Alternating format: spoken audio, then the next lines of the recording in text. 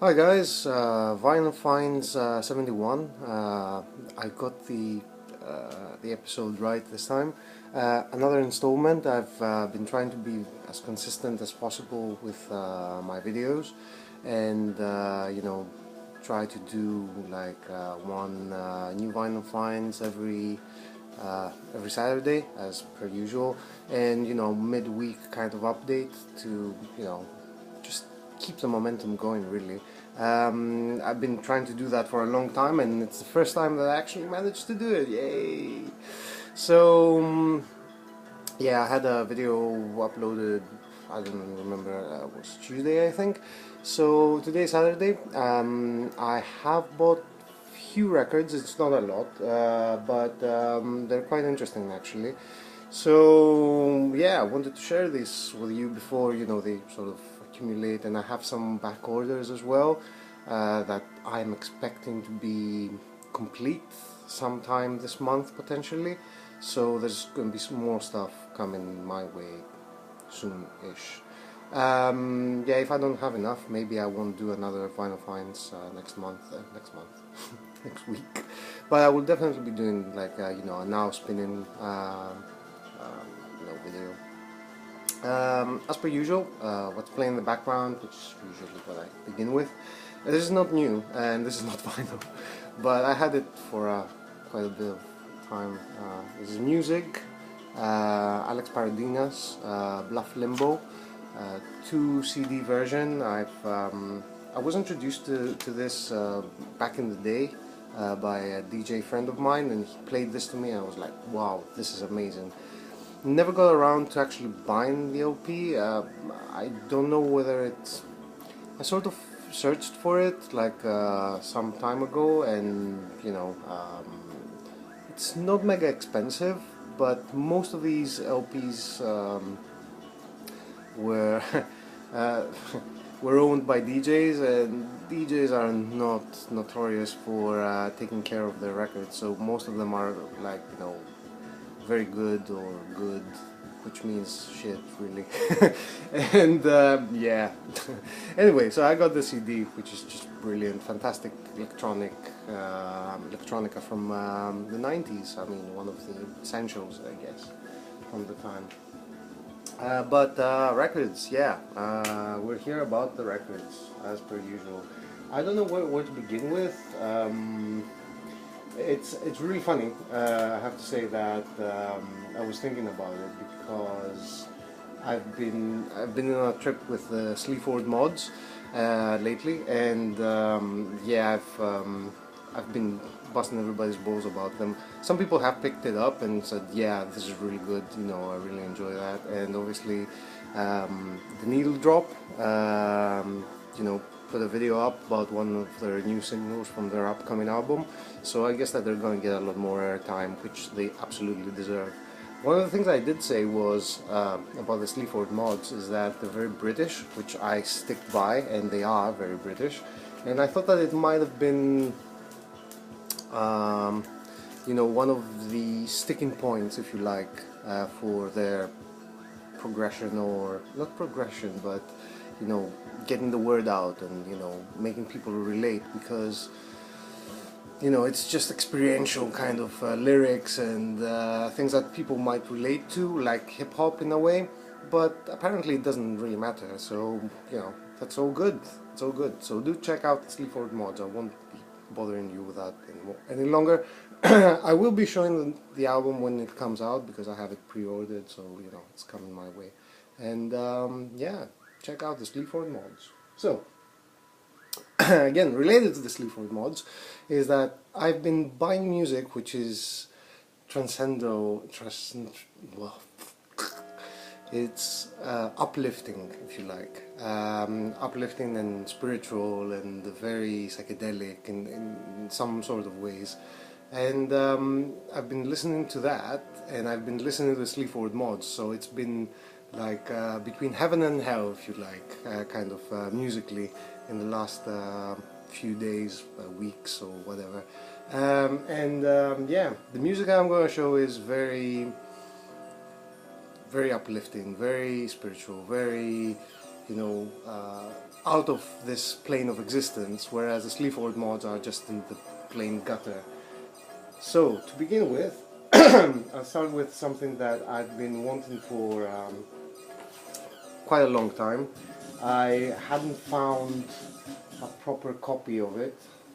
It has been reissued. Sorry, I'm trying to. It has been reissued, but the reissue is like pretty much the same price as an original, and so I went for the original. It's this one. Wim Mertens, Maximizing the Audience. This is the box set that came out on Le Disque de Crépuscule. Crépuscule, yeah, that's the correct pronunciation. Got this off Discogs for a fair price, I think. For it's alright condition. I mean, it does have like a bump here, but you know, boxes are usually really hard to maintain in good condition.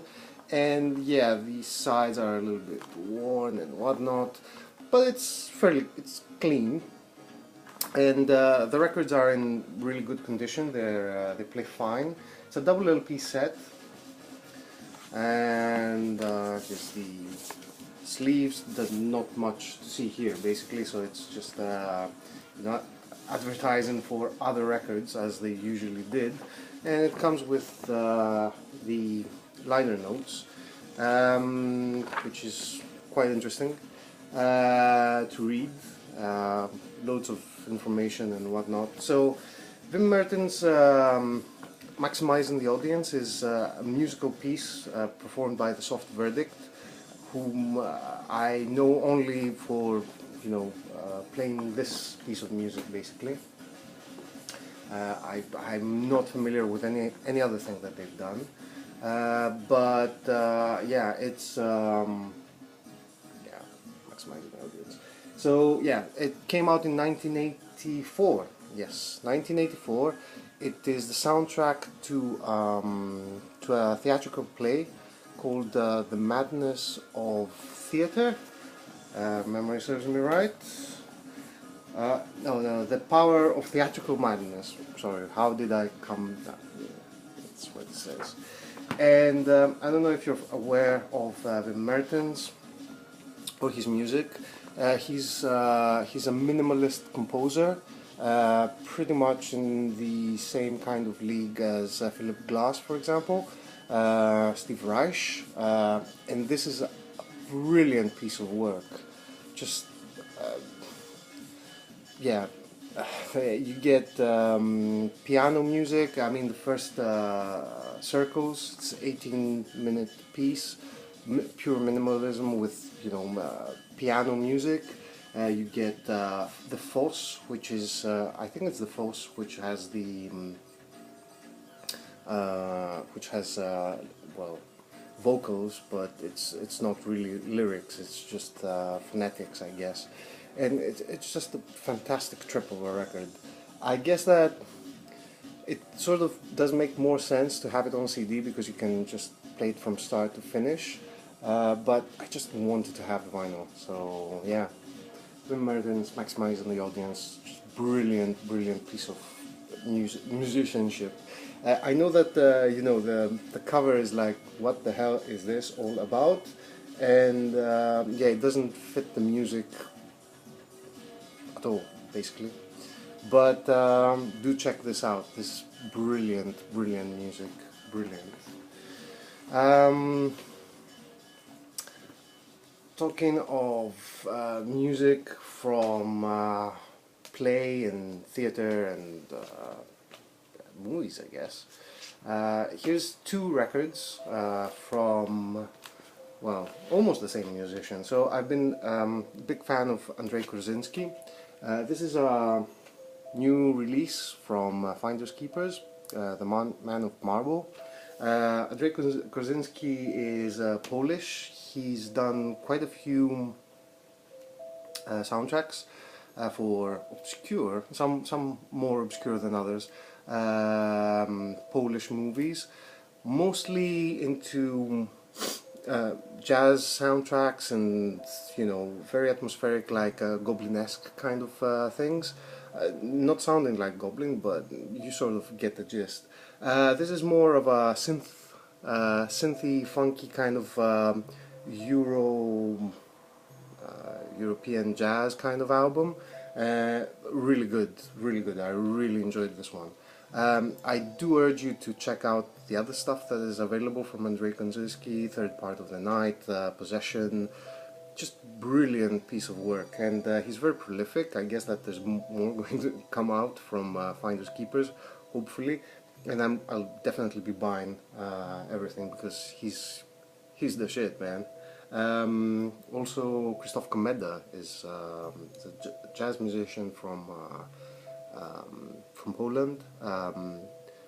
Rosemary's Baby has come out on vinyl, which is quite expensive, which I don't have, but probably is really good to have.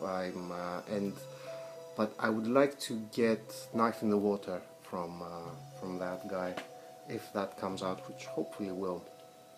This is another one from Andrei Krasinski. This is not much to look at. It's like a DJ 12-inch, you know, with a cutout and not much information. This is a series of library music from Finders Keepers. So what you get here is Andrei Krasinski's soundtrack for SOS, which has been unreleased. It's sort of from what I've read, it's you know, a film noir kind of, yeah, film noir basically, you know, a police kind of story, whatever, it was yeah, it came out in 1977. The soundtrack hasn't been released. This is one side, it's Andrei Krasinski. The other side is Sweet Awkward Corners and Sweet Decay. The disposable music series from Finders Keepers is mostly about library music, and this is a prime example of this. The Krasinski soundtrack is reminds me a lot of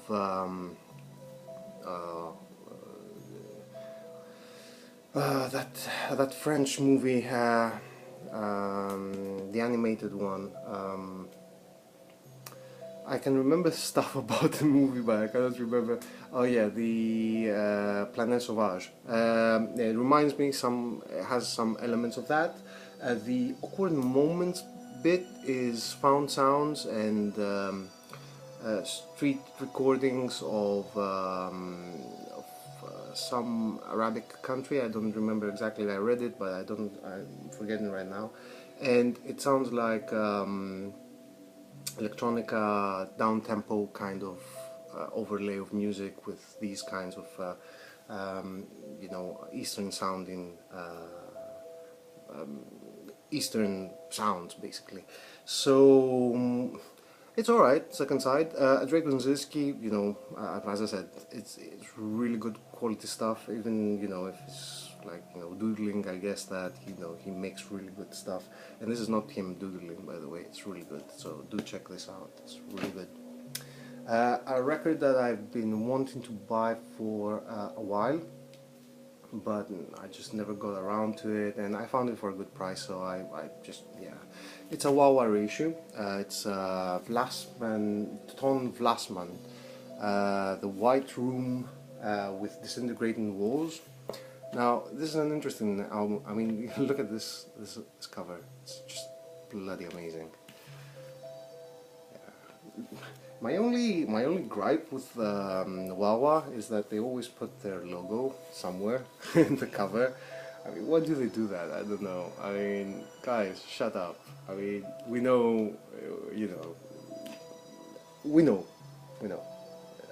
Anyway, so Ton Vlasman, he's Dutch. I don't know if he's done a lot of stuff. Yeah, this is quite a rare kind of album. He's a guitarist. This has 6 songs. Yes, 6? No, 7 basically. So there's the long tracks are what makes this album stand out. In the short tracks, he's sort of something between a Bob Dylan, something in between. Yeah, he is that kind of country, kind of sort of psyche, kind of folky guitar work. But the long songs, they are more like John Fahey, and they're more there's more instrumentation in it, and they're very psychedelic and really beautiful. And that's why you buy this album. You buy it for those tracks. My opinion, not that I'm dissing the other bits, but yeah, it's not a masterpiece by any kind of definition, if you like, but it's a good album. It's a good album, and I got it for a really good price, so I don't mind.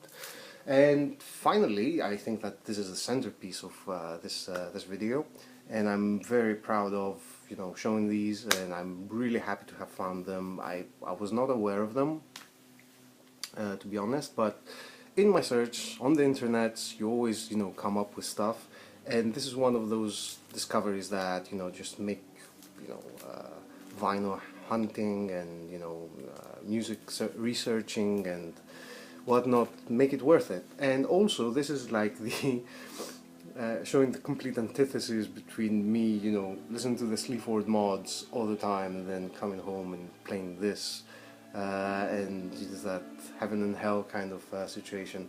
So there's 2 records that came out on Black Sweat Records. They've done some really interesting releases lately, and one of them, well, 2 of them actually, are from an Italian band called Futuro Antico. Futuro Antico are an offshoot of a band called, oh bugger, now I blanked out, I need to check it. So bear with me 1 second, which is quite... yeah, I am trying to be, to give you good information, and I keep forgetting. So it's an offshoot from a band called Actuala.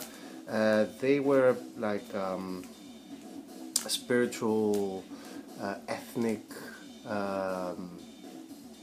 jam band, I guess. Well, not jam, but you sort of get the spirit. So they had a lot of Eastern instrumentation, and yeah, it made a very Eastern sounding psychedelic like soundtrack, if you like.